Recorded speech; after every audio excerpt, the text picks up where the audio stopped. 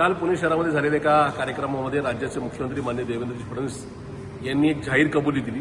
कबुली अशी होती की मागच्या काही वर्षामध्ये पुणे जिल्ह्यामध्ये मग पिंपरी चिंचवड असेल, पुणे महानगरपालिका असेल, पीएमआरडी असेल किंवा जे औद्योगिक क्षेत्र आहे याच्यामध्ये राजकीय पक्षाची, खास करून सत्ताधारी पक्षाची मंडळी कंपन्यांना धमकावतात, त्यांच्याकडूनच नाही का खरेदी केली पाहिजे अशा प्रकारच्या धमक्या देऊन तशा प्रकारचे ठेके मिळवतात. त्याचबरोबर कंपन्यांमध्ये आणि एमआयडीसीमध्ये दादागिरी चालते अशा प्रकारची एकूण जाहीर कबुली त्यांनी काल दिली. त्याबद्दल त्यांचे मी पुणेकरांच्या वतीने मनापासून आभार मानतो, कारण की राज्याच्या मुख्यमंत्र्यांनी अशा प्रकारची कबुली देऊन पश्चाताप व्यक्त करणे ही चांगली गोष्ट असेल.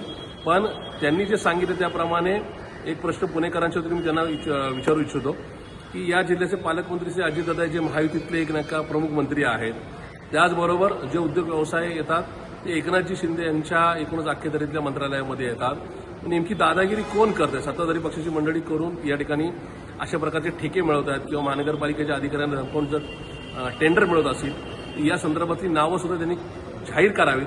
राज्यातले कुठले मंत्री कुठल्या मंत्र्यांचे पक्ष याच्यात गुंतले आहेत हे एकदा जाहीरपणे सांगा असं मी त्यांना खुलं आव्हान देऊ इच्छितो.